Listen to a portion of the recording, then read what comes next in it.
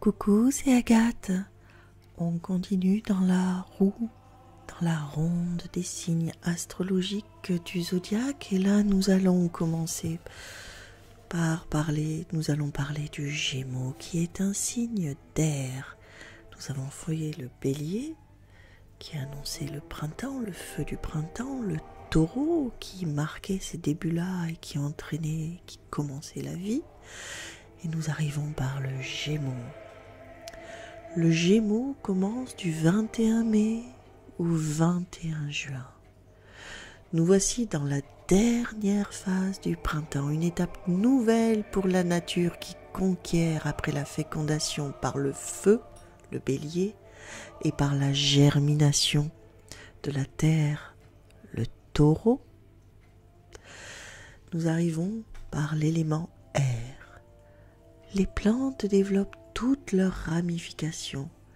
Les arbres qui boivent la lumière et substances éthérées exposent au ciel leurs ramures et les fruits apparaissent. Dans ces jours les plus longs de l'année, ces nuits où sont les plus courtes, l'être assure son évolution en découvrant sa dualité. Et oui, cette dualité est le mythe des Gémeaux, Castor et Pollux, le flux alterné de l'inspire et de l'expire. Dans ce signe, le premier a double polarité. On découvre l'union des principes masculins et féminins. Dans le cycle du monde, les Gémeaux marquent l'éclosion de l'œuf, la différenciation avec l'élément père-mère. Le monde de la dualité, le monde des contraires se crée et se matérialise à nouveau. La tendance des Gémeaux se manifeste par une quête de l'indépendance, transition qui entraîne une division de soi-même.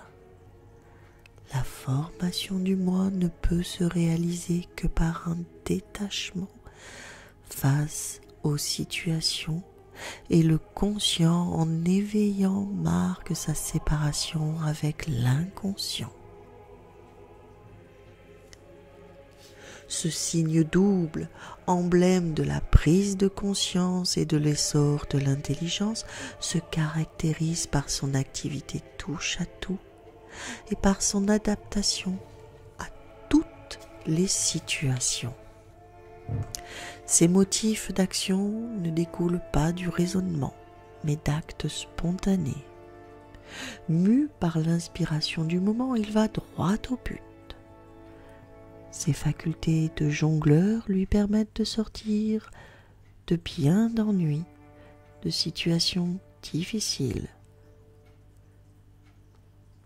Tant soit peu voyant, il doit se méfier de son instabilité et de son don d'imagination et d'imitation qui peut étouffer sa personnalité profonde.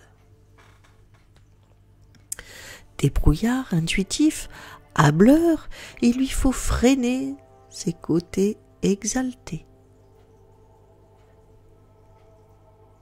Sa vie, sous tous les rapports, est variable et mobile. Cet actif, doué d'une grande vitalité, a le psychisme fragile et la solidité de ses nerfs ne réussit pas toujours à contrebalancer son désordre mental. Ce papillon compagnon agréable et déroutant, porté aux extrêmes et doué d'attitudes multiples, a une grande faculté d'oubli. Pas rancunier, le Gémeaux. Mais attention, il peut oublier très rapidement et vous effacer d'un coup de gomme et vous oublier pour toujours. Passionné un jour, étranger le suivant, le Gémeaux est intéressé par toutes les nouveautés. Il peut se montrer volage sentimentalement. Faut le savoir. Il leur faut échapper à la monotonie. Être brillants, impatients, ils appartiennent aux signes les plus mobiles du zodiaque. Ces éternels changeants n'attachent que peu de valeur à la durée ou à l'enracinement. peu importe combien de temps peut durer une situation, une histoire d'amour, ou un emploi, ou un projet, ils ne s'attachent pas à la valeur du temps. Ils ne s'ancrent pas définitivement. Leur attention s'épuise très vite. Il leur faut toujours trouver des solutions astucieuses pour écourter leurs actions. Les natifs du signe ont à devenir maîtres de leurs intuitions afin de posséder le souffle et la clarté nécessaires à la bonne conduite de leur vie.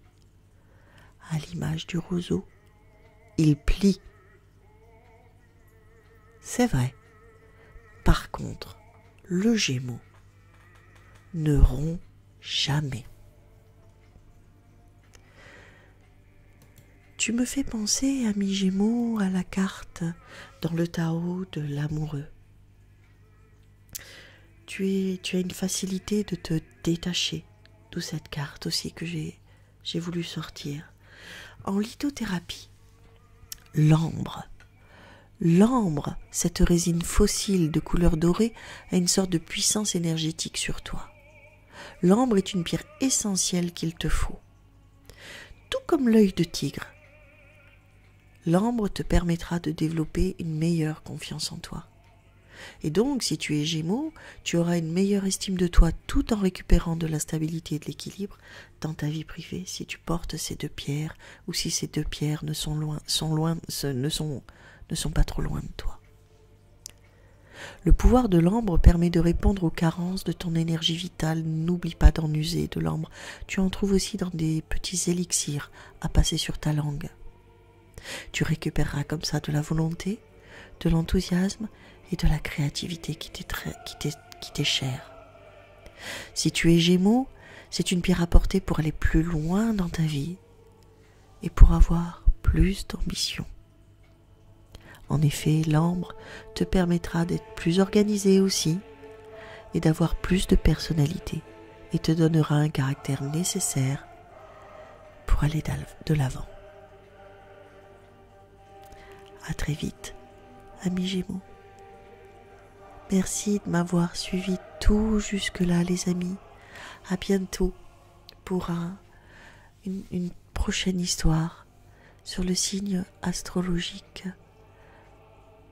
N'hésitez pas à me donner votre signe, votre ascendant, de manière à ce que je vous explique et que je vous raconte. Et un petit cœur si vous avez aimé cette petite vidéo, ou un petit pouce, tout dépend où vous trouverez cette vidéo. À très vite. Tchuss les amis, c'était Agathe.